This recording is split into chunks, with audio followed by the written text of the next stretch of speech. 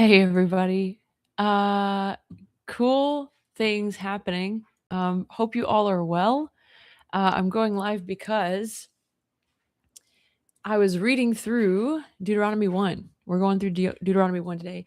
I'm doing the Tethered to Jesus Bible in a Year Bible study. So if you've seen some of the other live videos or things like that, I'm reading through the entire Bible this year, and today I got to Deuteronomy 1, and there were just some major things that started to click and started to hit. I think this is a little slanted.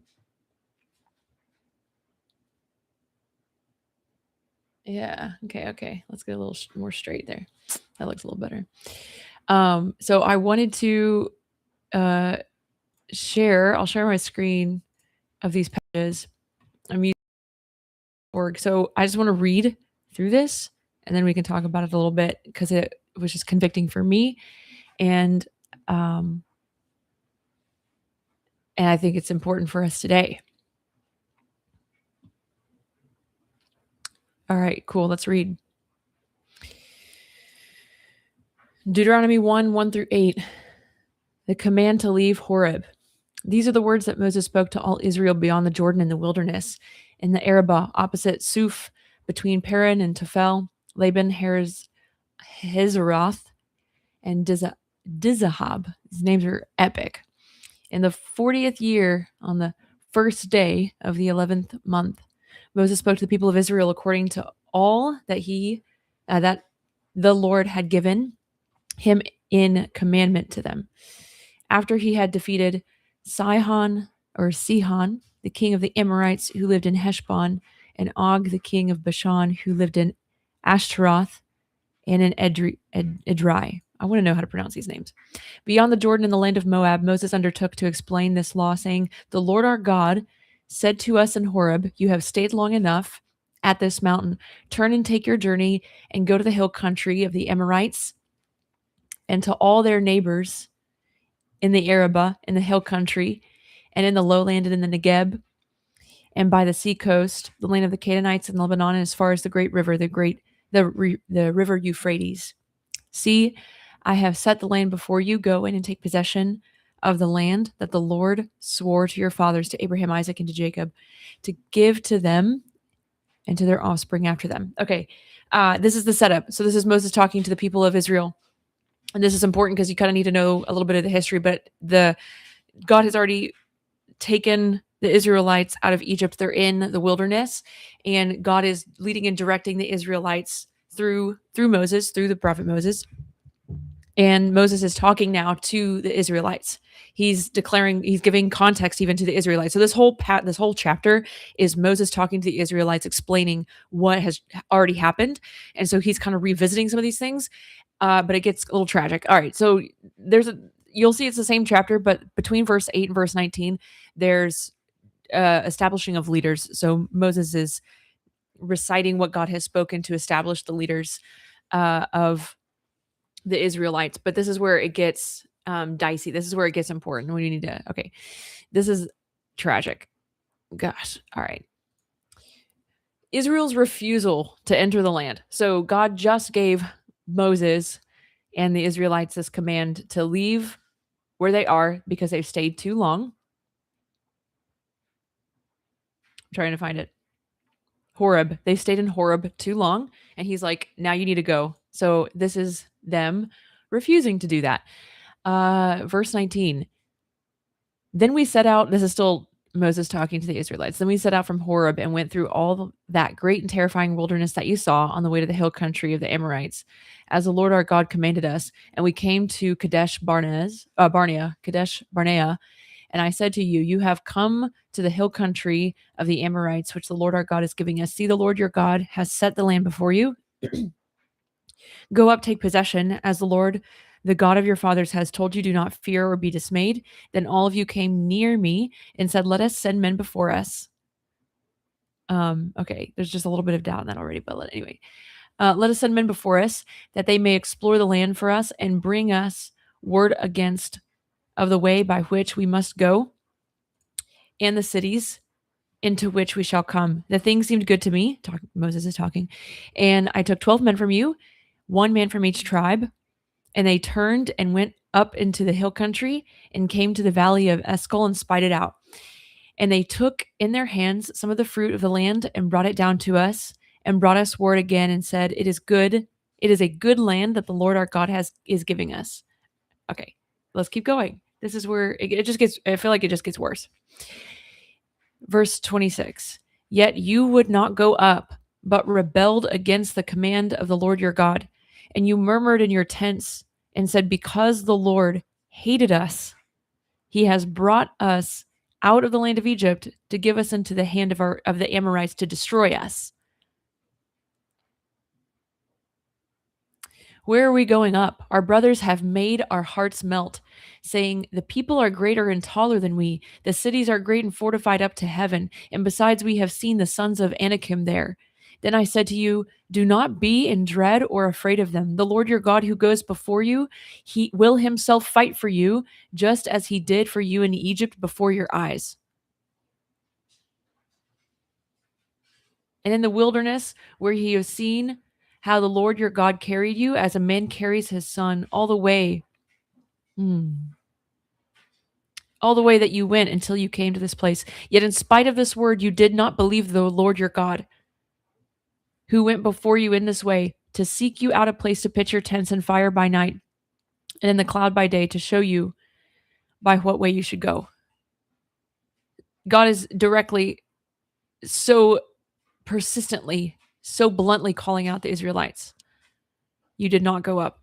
I told you to leave this place, Horeb, and go up because it was a good place. And instead, you doubted. You sent spies, and you didn't go up. It's like such a grieving passage. Ugh. It gets worse. It's not a good. It's not a happy chapter, should we say? All right, verse 34. The penalty for Israel's rebellion. And the Lord heard your words and was angered, and he swore, "Not one of these men of this evil generation shall see the good land that I swore to give to your fathers, except Caleb the son of Jephunneh. He shall see it, and to him and to his children I will give the land on which he has trodden, because he has wholly followed the Lord. Even with me, the Lord was angry on your account and said, You also shall not go in there. Joshua the son of Nun, who stands before you, he shall enter. Encourage him, for he shall cause Israel to inherit it. And as for your little ones, who you said would become a prey, and your children who today have no knowledge of good or evil, they shall go in there. And to them I will give it, and they shall possess it. But as for you, turn and journey into the wilderness in the direction of the Red Sea." So God's saying, this is the consequence of your actions.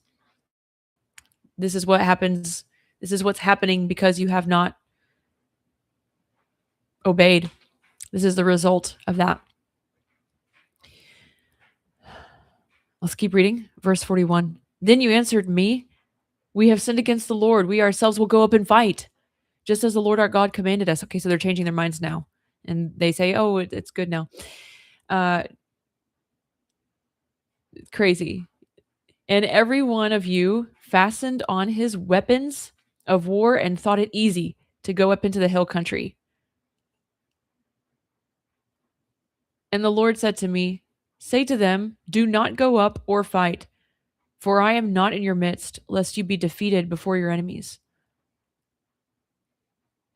So I spoke to you, and you would not listen, but you rebelled against the command of the Lord, and presumptuously went up into the hill country.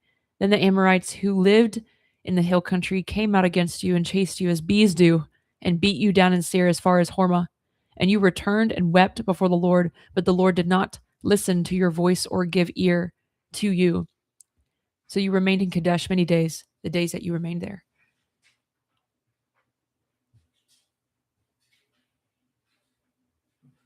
It seems like a really discouraging passage of scripture, but it's actually so revealing.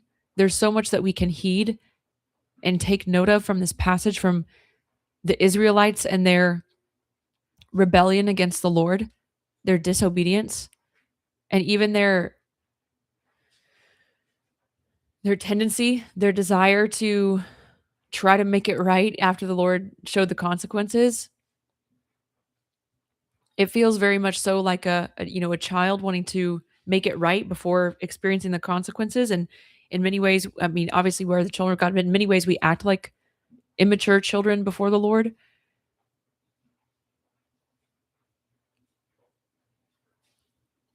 But this just gave me such a holy reverence and fear and a reminder to obey the Lord when he speaks. God told the Israelites to leave Horeb, and they didn't because they were scared. They sent out spies, and they worked themselves up into discouragement. And then God called them out on it and told them the consequences of, all right, you're not going into this land, into the promised land, and taking this land that I've given you. And because of these consequences, then the Israelites wanted to change their mind. They fastened their belts and said, oh, no, never mind. We can do it. We can go, because they recognized the consequences. And then God said, no, it's too late. God warned them again. He said, do not go into this land. I'm not with you. And I mean, that's a terrifying thing in itself. But the warning I felt from the Lord was, one, to obey him as soon as he speaks. Two, when he says that he's not going with you, don't take on the battles that he is not calling you into, that he is saying, I'm not with you. You don't have victory over them. Because if you do, you're just going to be overcome and overrun. So it's obeying the Lord as soon as he says it.